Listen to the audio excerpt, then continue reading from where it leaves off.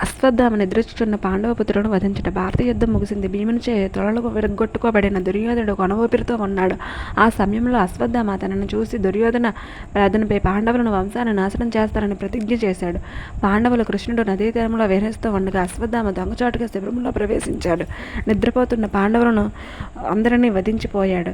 మరలా వచ్చిన పాండవులు మరణించి పుత్రులను చూసి చాలా దుఃఖించారు. కృష్ణుడు అర్జునుడు కలిసి అశ్వత్థామ వెతుకుతూ వెళ్లారు.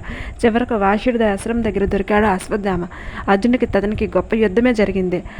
ఆ యుద్ధంలో అశ్వత్థామ బ్రహ్మశిర అనే అస్త్రం ప్రయోగించాడు. దానికి విరుడు అర్జునుడు కూడా ఆ అస్త్రాన్ని ప్రయోగించాడు. అతి భయంకరమైన ఆ అస్త్రాల వల్ల ప్రపంచం అల్లకొల్లాలం అయిపోయి సాగింది. వాష్యుడు మొదలైన ఋషులు అక్కడికి వచ్చి శ్రీకృష్ణుని చూసి, గోవింద, లోక కళ్యాణం జరిపించవలసిన నీవే ఇలా చేస్తే ఎలా?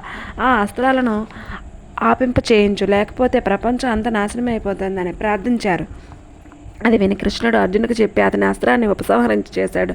అశ్వత్థామకు ఆ అస్త్రాన్ని ప్రయోగించడం తప్ప ఉపసంహరించడం తెలియదు. అందుచేత అస్త్రాన్ని ఉపసంహరించకుండా దానిని పాండవ వంశానికి ఆశాదీపమైన ఉన్న ఉత్తరాదేవి గర్భంపై మళ్లించారు. అర్జునుడికి అశ్వత్థామ బంధించి ధర్మరాజు వద్దకు తెచ్చారు. ద్రౌపది తనని క్షమించి వదిలేయమని అశ్వత్థామ తనలో ఉన్న మణిని తీసుకొని తనను వదిలేశారు పాండవులు.